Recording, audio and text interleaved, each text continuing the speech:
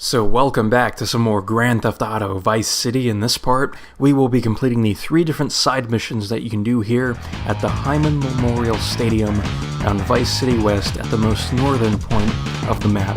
Now there's going to be 3 different side missions that you can do here, and they're going to be rotated out every single day. So on the first day, you're going to have the first mission, whatever that may be. On the second day, you're going to have your second mission. And on the third day, can you guess what mission you're going to have then? Well, it's a bit of a tricky question, but you're going to have your third mission then. And on the fourth day, you're going to go back to having your first mission. So every single day they're rotated out, and they can only be activated from 2000 o'clock to 0 o'clock. So that would be 8 p.m. to midnight. Now, these missions are a giant pain in the ass to complete, but fortunately for the second and third missions that we're going to be doing in this video, there is a bit of wiggle room in terms of how efficient you are at completing those missions, but for this first one right here, there is no wiggle room. Your target time is 1 minute, and you have to collect those checkpoints to bring your time up to that point. But what is very nice about that side mission is that the competitors are just terrible at grabbing checkpoints themselves, so those checkpoints stay on the map for a decent amount of time to allow Tommy to eventually work his way on over to getting to that point. But navigating on that dirt, and in this side mission, navigating on the grass areas are just so terrible. I mean, it feels like your vehicle is just getting sucked into the ground, and it's just super difficult to accelerate and turn around the place. On the grass, I should say, it is a bit nicer, but for whatever reason, it feels like quicksand in that first side mission. It is just the worst. But fortunately, those competitors help you out in more ways than one, because they seem to like to push you to where you need to get to, because they're also going in that direction. So, you know, it all kind of works out in the end, in a really weird and unnecessarily convoluted way. But in the second side mission, this sequence of 2 checkpoints that I'm getting is a pain in the ass in itself, because that first, and even this stack of car shells that I'm currently on and currently humping, because Tommy likes to do that to the car shells. He likes getting stuck in place, and if you keep holding down the acceleration button, then he just likes continuously humping, like right now. So a way to get out of this, which doesn't always work. I mean, it's why I fell off that stack of car shells the first time, because it didn't work. But for that first car shell, it tends to work most of the time, in that if you get stuck in that humping loop that Tommy likes to do so much to these car shells, you can repeatedly tap the up directional button like you would on the streets if you were just driving your bike around, because that method would allow the bike to just go at these insane speeds. So you can use that here to get up those car shells most of the time. It doesn't always work, so there are going to be times where you're still stuck in that infinite loop, and you'll just have to reverse and try again. And by try again, I mean not just hold down the acceleration button up those car shells, because, man, these car shells, I mean, I just can't get over it, how big of a pain in the ass they are to get up, because they're very picky at how quickly they want Tommy to get up them. But real quick, you got to do a wheelie to get through that checkpoint right there, so you might want to take your time to get through it. But it's like, you don't want to hold down the acceleration button when going up car shells, because then Tommy will just use them like a ramp, and oh man, I mean, you could just fly off in any direction. But unfortunately, from my experience, you'll never fly near another checkpoint or something, so you can't like use them as a ramp to get to another checkpoint, or at least in my experience. Maybe somebody has figured something out, but you know, I've never seen anything like that. But anyways, though, there are also moments where you have those narrow ramps or whatever, or arches that have like sharp edges and stuff. So for those ones, there are going to be moments where Tommy wants to do a wheelie, and a way around that would be to have Tommy lean forward on the bike, so you would hold down the up directional button, and that would force Tommy to stop doing a wheelie, because he likes doing that too. You know, he likes humping, and he likes doing wheelies, and he likes Coke because it's advertised by Taylor Swift in the future.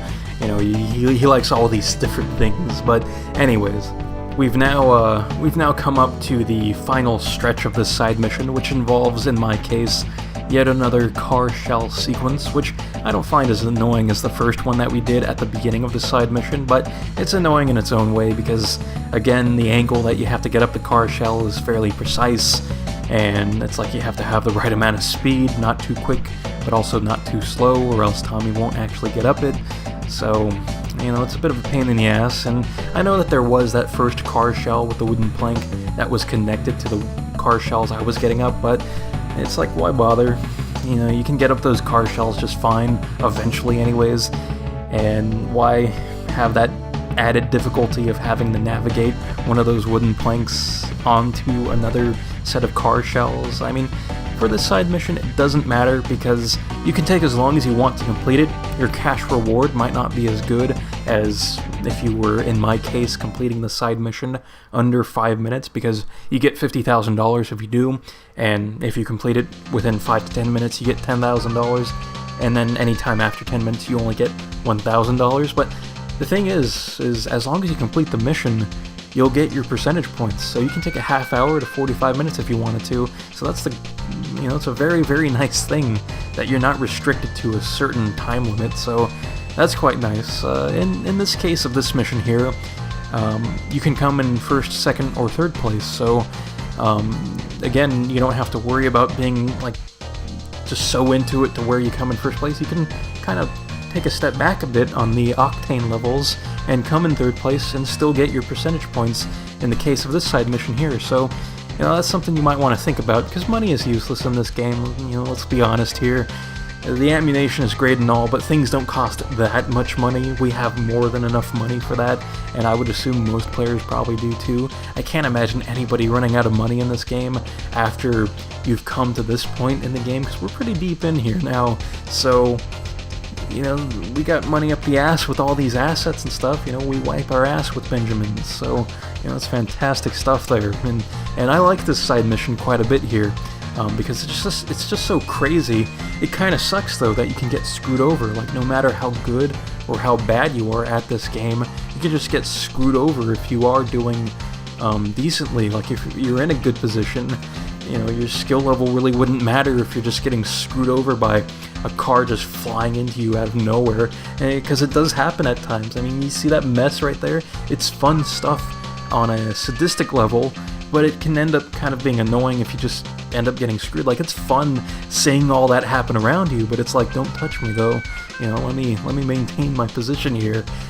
So when you do eventually get screwed over, because it happens at some point, I mean, it's a madhouse. Like, a recommendation I would have, and what most people would probably have, is to try to stay on the outside lane as much as possible, to avoid all those things going on the inside, which I know there really aren't lanes here, but stay on the outside of the course, I suppose, in comparison to the inside, because the other competitors that we're going up against all try to go to the inside.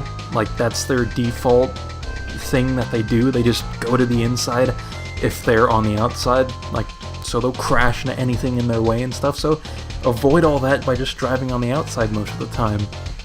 And fortunately, they do have a pit stop that you can use to heal up your vehicle, and I wouldn't recommend using it too much. Like, try using it as little as possible, because you will lose your position fairly quickly if you hang out there too often. You see, right there was a situation where I'm like trying to combine words that I have stuck in my head, and you know, I think because of my stuttering, I also said that I was trying to come back there. So yeah, anyways though, this is just a huge mess. Again, more filler speak as we move along here, and fortunately there's 12 laps here, so we're kind of in the home stretch of this side mission now, and I like this quite a bit because we just came off from doing those street races, so it's like now we're doing a race on like an official racetrack. It's kind of cool moving from the street races to this, but I don't know, I mean, maybe I'm the only one who sees it that way, but you know, that little black area that we keep passing, which I know this whole stadium is black. That's the thing about these side missions. I don't know why they're so dark, but for whatever reason they are, and I have the brightness up all the way, but I don't know, it's just weird stuff going on here. But you see that little entrance area thing? Yeah, cars that explode will eventually come out through there, so you kind of got to watch yourself if you are taking that outside lane, because you can get screwed over by a car respawning and coming from that area that'll then crash into you, because they're their mindset is to get to the inside part of the track as quickly as possible, so they'll just slam you all over the place if it ever comes to that. But anyways, that completes this part. In the next part, we'll be doing the Sparrow Checkpoint side mission, so until then, I will see you next time.